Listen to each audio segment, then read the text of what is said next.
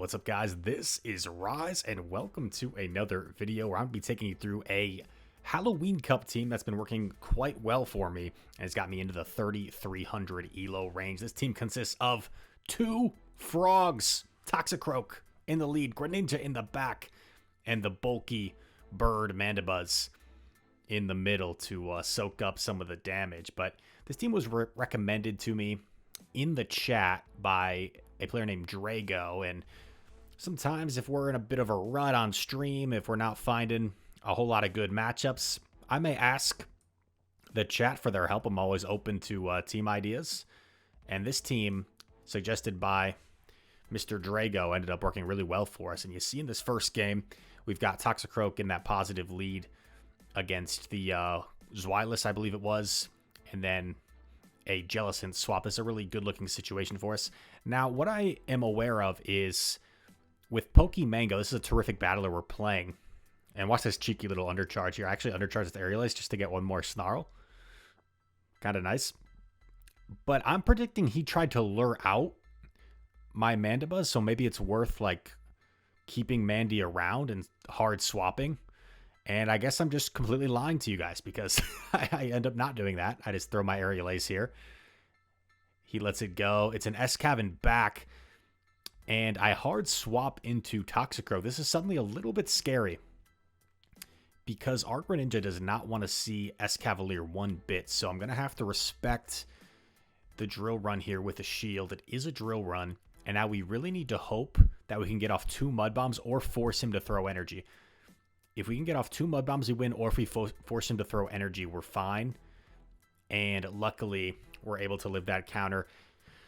Pokemango, terrific battler, playing to his win condition, which would have been committing to the farm down there and getting off two moves against the Greninja, or one Mega Horn, if he's running Mega Horn. Tough lead into Runerigus, but we do have two answers for this. So Greninja's usually going to act as our safe swap if we see a bad lead. Greninja tends to be a little bit safer than Mandibuzz in this meta because there's a lot of Carbink. And if you swap Mandibuzz and you get met by a Carbink, the game is pretty much over. It's just such a ridiculously hard counter. So we swap in Greninja. Opponent actually gets a little bit greedy, allows us to get to a third Night Slash here.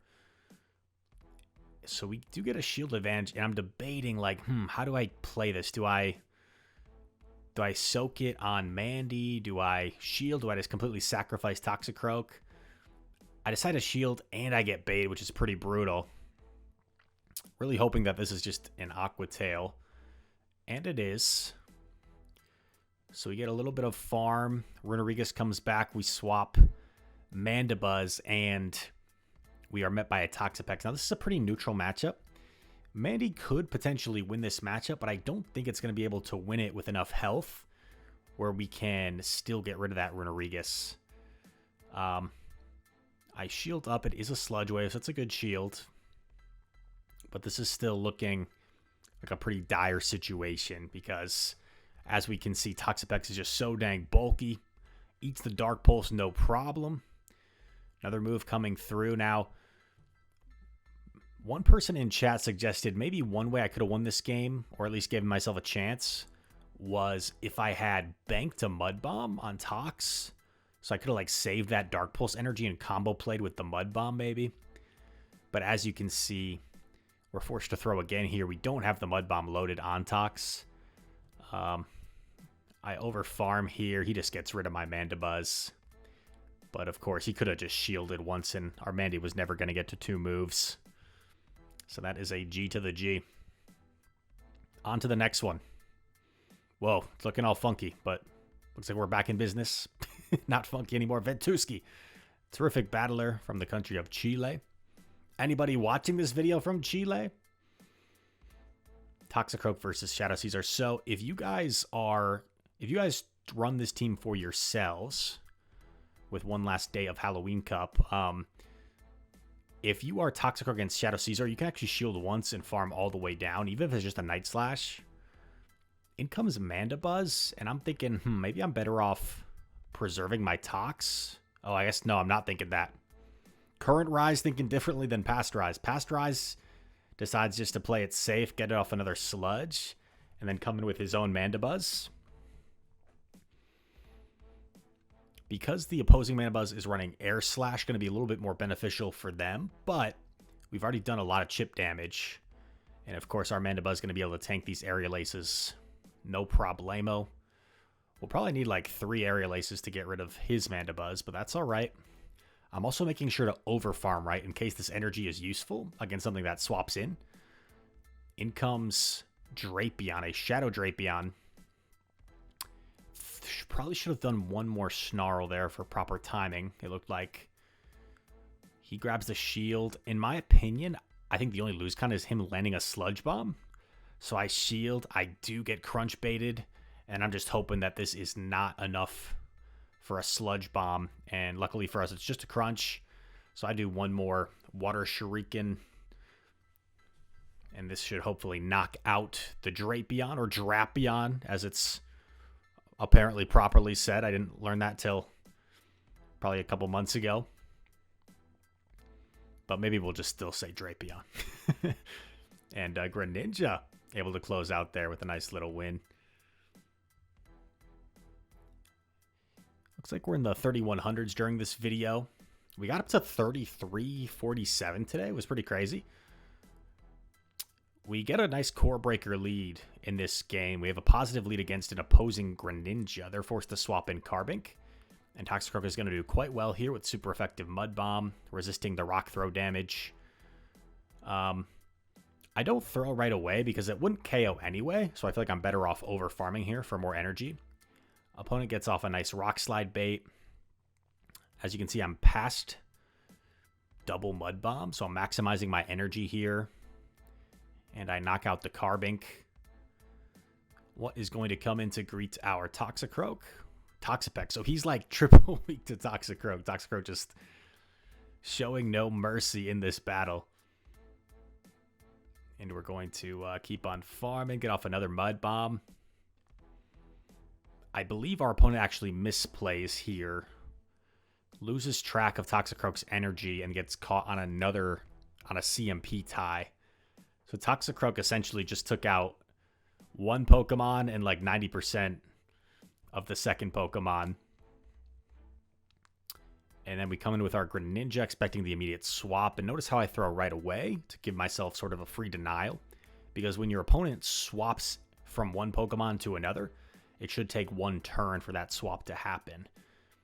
And then you can take advantage of that since you're one turn ahead. Greninja is going to force the final shield here with a Hydro Cannon. We quick swap. It's in Aerial Ace range, so we're in a pretty comfortable spot. I let it go just because we can tank one, no problem. And we get the CMP here on Aerial Ace. And I do shield just because I don't think Toxapex is getting to a move anyway. And I kind of just had the feeling that a Hydro Cannon from Greninja would do more than a potential Sludge Wave from Toxapex. I don't know if that's a correct assumption, but just in my head, with the high attack of Greninja, with Hydro Cannon being a very solid move, I figured that might do more than a Sludge Wave from Toxapex, but I bet it's comparable. Someone in the comments can feel free to let me know if my guess there was correct or incorrect.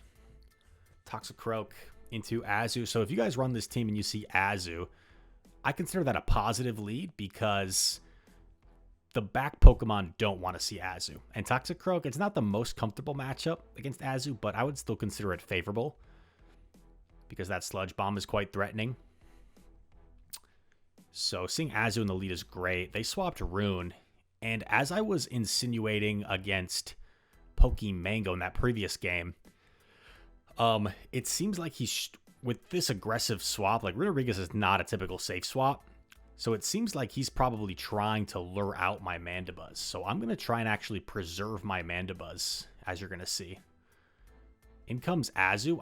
I store all that energy, and I come in with Greninja. I'm going to throw here just before Azu gets to a potential play rough. And my goal here is like just to stall out the switch timer. So eventually when my Greninja goes down, I won't be switch locked anymore. And I'll have that Mandibuzz with like 100 energy for whatever's in the back. Getting off another Hydro. These Hydros are resisted, but they do chip away. They're such a strong move. And at this point, I have a Hydro, so I'm like, you know what? I'm just going to shield again. I'm just going to shield again. For farm to 3, and as you can see, there was a bubble that snuck through, so they did not CMP me. I back-to-back Hydro, and this is CMPs. This is perfect. They let it go, and it's a Golurk in the back. So if he had shielded that, I don't think Golurk was going to be able to get rid of the Mandibuzz, just because it can't farm with Mud Slap, so we would have easily gotten off 2 Dark Pulses, and I think we're in a good spot. We catch our little GBL reward, and I'll fast forward a little bit. Uh-oh. Went a little too fast. See, we're up into the 3200s now after that 4-1. And perfect lead. Toxicroak does great here. They swap Golbat. Now, Shadow Golbat, right, don't have an obvious answer, but you definitely want to swap your Mandibuzz here. The reason for that is you should be able to pull a shield advantage, and you don't need to go for switch because both of our back Pokemon are really good against the Carbink, so we don't necessarily need switch advantage here. Because no matter what's in the back, we kind of can dictate which of our 2 other Pokemon we have on the back Pokemon, because both of our Pokemon are going to be good against the Carbink. Another move coming through from Golbat knocks us out. I'm going to go in for an aggressive farm down here with Greninja. And Poison Fang is going to hurt for my Shadow Golbat, so I do decide to shield. This would put us kind of low. In comes Toxapex, and I think I decide to just bail here since I'm debuffed. Yeah. I bail, and this is just going to be a team effort. Toxicroak does quite well here. The Brine... Oh, actually pulled the last shield. The Brine isn't super threatening, and I'm thinking I live it, and I can save my final shield for Greninja to try and sweep. Opponent catches the Mud Bomb on Carbink, but that's okay with me because I would Mud Bomb the Carbink anyway. And now if I can only get to 1 move here, it's actually better to go for the Sludge Bomb. So I do reach for the Sludge Bomb. And I'm like, this is a little bit awkward. But what the win con is committing to a full farm down, because I'm going to need 3 Night Slashes. I'm going to need 3 Night Slashes to knock out that Toxapex. I'm at 100 energy, so there's no point in me throwing 1. But now there is a point in me throwing 1. Because for proper timing, I can let in 2 jabs. I should live that second jab, and I have 2 Night Slashes ready to go. And let's go, baby. Greninja with a sliver of HP. Gonna knock out the Toxapex and lift us to victory. A game where we had a really good lead, but we didn't have an answer to Golbat. So we just had to manage it as best as we could. And then close out with our 2 frogs. We see Golbat in the lead here. Pretty rough. Gonna safe swap Greninja. Met by a Charjabug. Yikes, dude. Charjabug is really weak for this team. There have probably been 3 comments so far saying, Rise, what do you do against a Charjabug lead? Charjabug's tough. If you see it in the lead, that's best case scenario. If you see it in the back, that's even worse. I'm going to bait the Night Slash here because I'm thinking maybe I can reach another. Yeah, I reach another Night Slash, so at least maybe we can get a shield advantage here. We get a shield advantage, but this Charjabug's got lots of energy. Lots of energy. And honestly, our Toxicroak is kind of dead weight against the Golbat. So, oh, I get the counter down. That's kind of nice. Swap in Mandibuzz. Golbat is going to debuff us, which makes sense, right? If they have a neutral Pokemon in back, and they... okay, never mind. It was like a Carbink, like the hardest counter in the world. So, just debuffing for good measure, I guess, so they could fully farm down. G to the G, not a whole lot we could have done against that team. Now we're playing Zack Attack. Good lead for us. and they're staying in. So this is a good sign for me. This also signals to me, right, if they're staying in a bad matchup here, that my Toxicroak might be good against one of the back Pokemon as well. So I may be inclined to try and preserve this Toxicroak for later. They did build up to the Moonblast, so I will respect it, even though I know a bait is possible. Nice Rock Slide bait. In comes a Sandcastle. And here I'm thinking, like, okay, I completely wall this thing. So I'm going to make sure I try and come out of this with residual energy, because I don't want my Mandibuzz to just get, like, washed by the Carbink, since it's such a hard check. I'd prefer to be able to, like, dip out and then save the rest of my Mandibuzz for later. Like, you're getting some takeout food, save the rest for later, put it in the fridge. And what I'm thinking here is I can do one and double up, and then dip out of here into Toxicroak. Maybe even combo play with that Mud Bomb I have loaded. And that's exactly what I do. Now, Carbink's forced to make a decision to use their last shield or not. Or their first shield, I should say. Pretty sure this is just a Rock Slide. I don't think they built up to Moonblast. So I'm going to let this go. And it is a Greninja in back. And going to only get to one move, so might as well throw the Sludge Bomb. Grabs the last shield, and with this amount of chip damage... Whoa, not sure what that was. But it looks like it's a fast forward to Mandibuzz closing out here. Should be able to live a Hydro Cannon from this range. And then we're just going to swap to clean this up. It's always nice when you don't have to reveal the third Pokemon in a game, but we did have to reveal it there. It's alright. Better safe than sorry. Looking for our next opponent. At this point of the season, we've started to get into that queue time range where it takes quite a while sometimes to find opponents. For example, today on stream I did 3 sets, and it took over an hour and a half to do 3 sets. Probably like close to an hour 45, hour 50 minutes to play 3 sets in the Go Battle League. That's how crazy the queue times were. But here's an Azuli. This is a good match to watch if you're wondering how to approach this.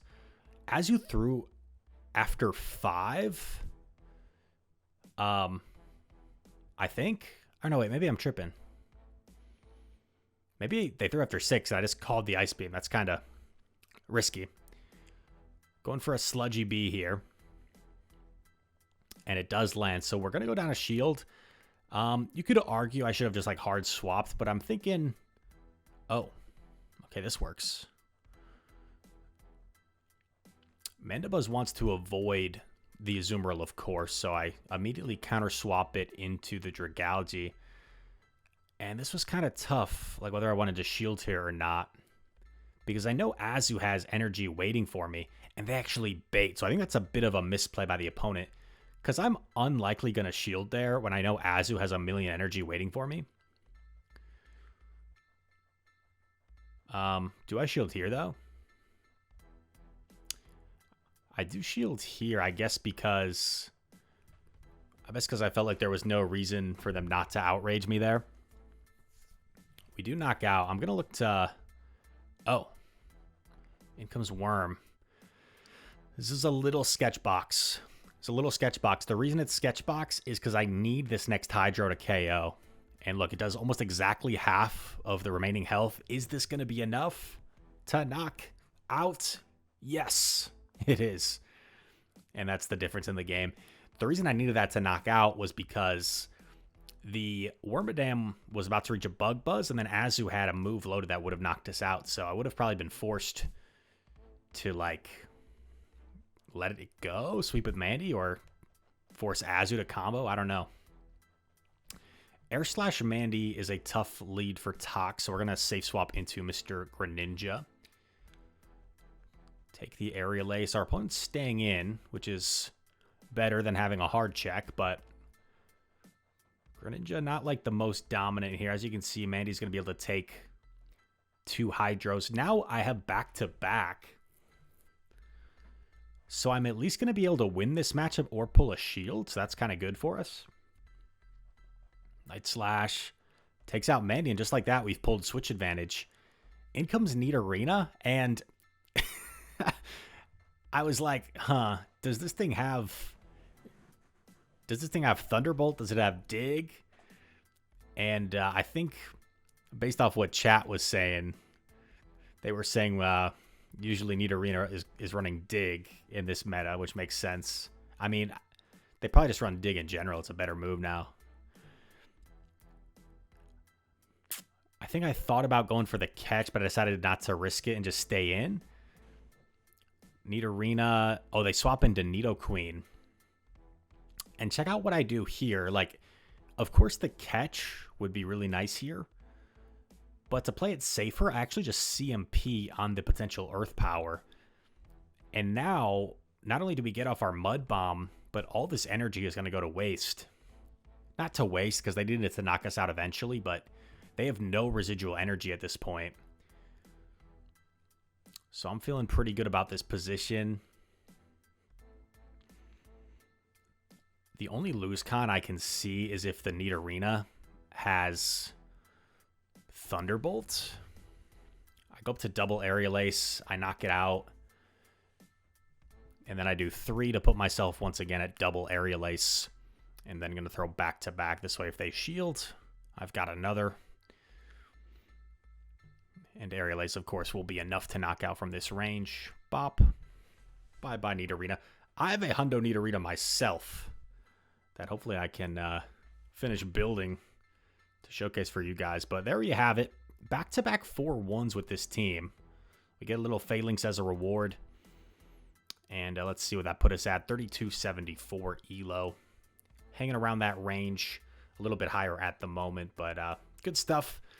And shout out to you guys watching, because you guys also hanging out with me in Twitch. If you watch me live in Twitch, sometimes I might ask for teams, and usually, like, I joke, like 90% of the teams that people suggest me, like, have some random Pokemon that I don't have, and then I feel bad that I don't have it. But this team, we had the Pokemon, and it worked out. So thank you guys. I hope you enjoyed this video. If you did, make sure to leave a like, comment down below. All comments are appreciated. And all that said, thank you for watching. I hope to see you in the next one. Peace.